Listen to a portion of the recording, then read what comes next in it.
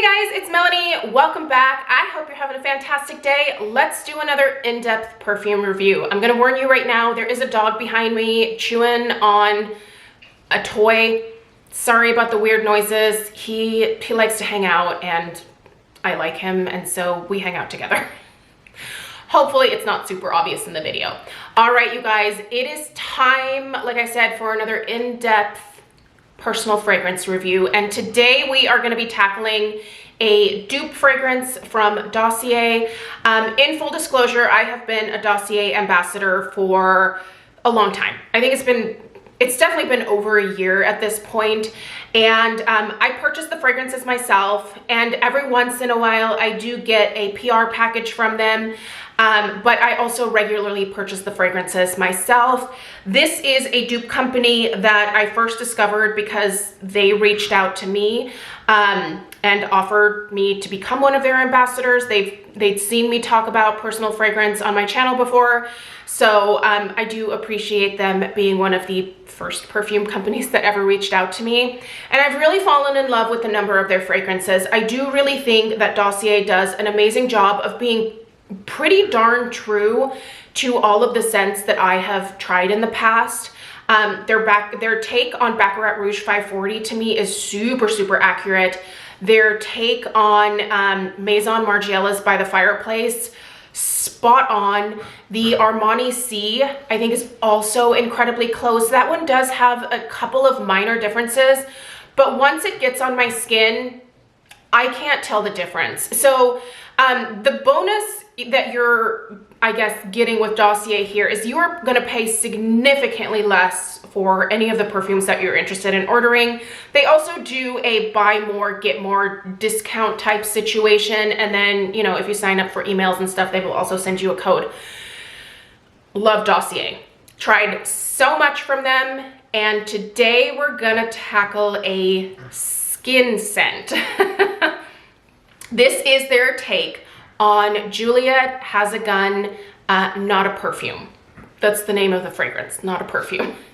And Dossier's take is called Musky Musk, which at first I was like, it's kind of a silly name, but it really is quite accurate. Like when you break down like the fragrances, the fragrance notes, if you will, they really are just a bunch of different musks essentially put together and layered. And what's unique about these like skin fragrances is that I really think that your own personal body chemistry is going to come into play here and is going to create something that is really unique and just really special to you. Now, also, please do feel free to take a shot of water or coffee or whatever floats your boat every time that I mention the term skin fragrance, or every time that I stress the fact that this is not the type of fragrance that you want to pick up. If you are looking to have your personal fragrance enter the room several minutes before you do, this is the type of fragrance that you are going to purchase, that you're going to apply, and people are going to only really be able to tell that you are wearing it until they come in close to you.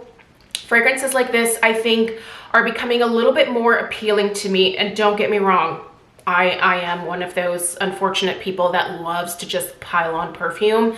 Kind of known for that. But the older I get, I'm gonna be 45 this year, the more I tend to be a little bit more considerate about the other people in my realm, maybe people that I am not super familiar with. Maybe those people have sensitivities to fragrance. Maybe those people have allergies. Maybe they just don't want to smell, you know, like patchouli. Maybe they don't want to smell patchouli. I love patchouli, but you know, like, so I feel like the older I get, the more considerate I try to be about my personal fragrance. I am someone who got in trouble multiple times when I worked in an office setting with wearing fragrance to the office when it was very clearly asked that you do not wear fragrance to work, because there were a lot of people that had, it was in like a healthcare institution type place. So probably shouldn't have been doing that. Yeah, the call to HR was definitely warranted. But at this point, I think I'm just a lot more considerate about the people around me. And I think that comes with age. I wish that all young people were also considerate, and a lot are, but yeah, most are not. So that comes with age, I think. So Musky Musk to me was something that was sort of my like foray into these skin type scents.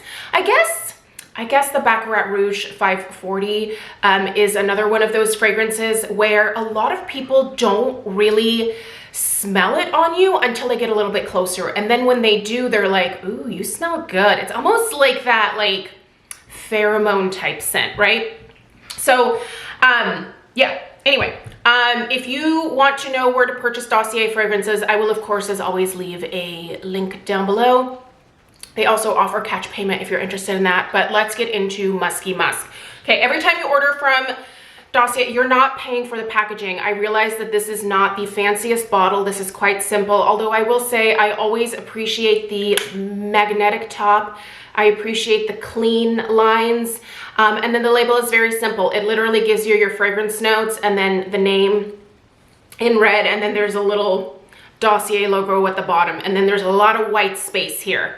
Super simple. These almost look like lab samples to me. This one smells, this is so unique, you guys. This is unlike a lot of the other things that I have in my collection. And if you watched last week, I did a review of the Juliette Has a Gun Musk Invisible. And let me just tell you right now, if you have these, you should pair them together. By the way, the reason that I opted to purchase the Dossier version was to, one, try to see if I could find something that was a lot less expensive than the real thing, because the real thing is quite spendy. But also at the time that I ordered all these travel sizes of the Juliette Has a Gun fragrances from Skin Store, they did not have the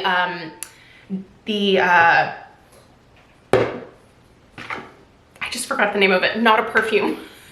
Sorry, brain fart.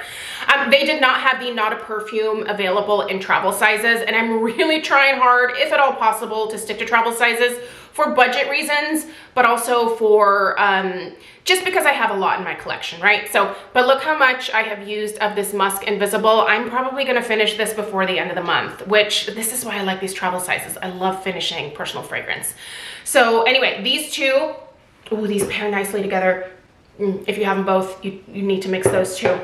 Like I said, this is a great blender fragrance. All right, so with Dossier, you get this nice little card here that you can throw around. It has your fragrance notes. It has the perfume concentration. It tells you how to return the product if it doesn't work for you. So if something doesn't jive with your body chemistry, if you don't like the scent, if you don't think it's accurate enough to the real thing, you can exchange, you can return, you can totally do that. So this little card here tells you exactly how to do that. So make sure that you keep that in case you need it.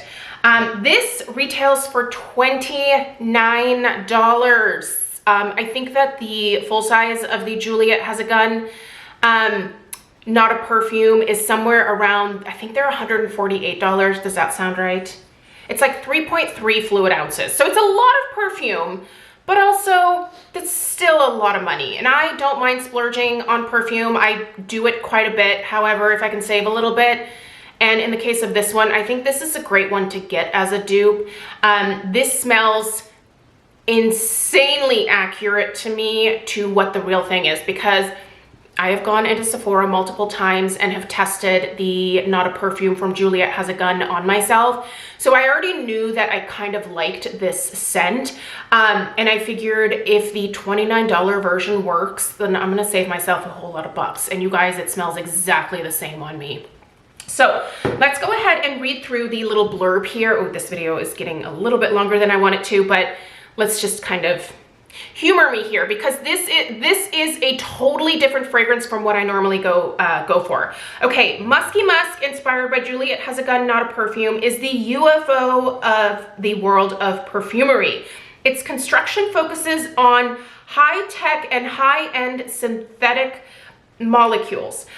The main one being Cetalox, C-E-T-A-L-O-X. Clean, pure, musky, slightly woody, hyper modern. The smell of Cetalox is unique. Musky Musk is a radically disruptive approach of perfumery, offering a scent that mingles with the scent of one's own skin, without covering it up. A warning though, Cetalux is a base note. Therefore, this special construction gives an extremely discreet fragrance when applied. I'm just gonna stress that again. This is not a perfume that you want to purchase if you are looking to wow those around you. They're not gonna notice it until they're like next to you, right? Great date night scent in that respect. The aura of the fragrance develops very gradually to reveal all its potential after a few hours. All right, let's talk fragrance notes. And then I also did a little bit of research and wrote some notes down because while I know what orchid smells like, I know what jasmine smells like, I know what gardenia smells like. I used to be a florist, so I know what a lot of flowers smell like. It can be hard to like convey that, but like I'm very familiar with florals, right? Just not familiar at all with a lot of these like synthetics. So you don't have any top notes in this fragrance. There are none. It literally says none. Your middle notes, however, are Cetalux and ISO E Super. Your base notes, hopefully I'm saying this right. I'm sure someone will correct me. Habanolide. I'd never heard of this either. And then also musks, plural, musks. Okay, let's talk about the Cetalux here for a minute. So I consulted my friend Google and learned a little bit. Here we go. Cetalux is a synthetic perfume that they use. It's a synthetic molecule, if you will. It's similar to ambergris. So ambergris is kind of interesting. I'm not sure if a lot of you are aware, but it has been used in perfumes like for a very, very long time. It's whale poop, specifically sperm whale excrement. Comes out of the pooper. But what it is, it's basically a solid waxy substance originating in the intestines of sperm whales. So the only way to excrete the ambergris is to obviously poop it out. And then it just goes floating and bobbing on the ocean. And there have been people, I believe it's outlawed now because sperm whales are protected marine life. But people would go out and like troll the seas for sperm whale poop in the day. So that is ambergris. Ambergris now, when you are seeing it in most perfumes, is probably synthetic. But yeah, it smells, when it's fresh, it smells, I think like turd is what I read. However, when it's like dried, powdered, you know, like whatever they do with it, it really gives off a like muskiness, a slight earthiness. It gives off amber. It gives off soft, slightly clean, which sounds ironic given where it originates from, and slightly sweet. While all that may gross you out, I bet you that a lot of your fragrances probably have some ambergris in them, especially if you're a perfume collector. Okay, so yeah, Cetalux, similar to ambergris. Habanolide, or habanolide, whatever. This is a powerful musk, and when I was looking up how to describe this one in terms of what it smells like, I came across a pretty descriptive description, if you will, that said that it smells like a hot iron on a cotton t-shirt. And that's a familiar smell for me because I iron clothes sometimes, you know, like a normal adult.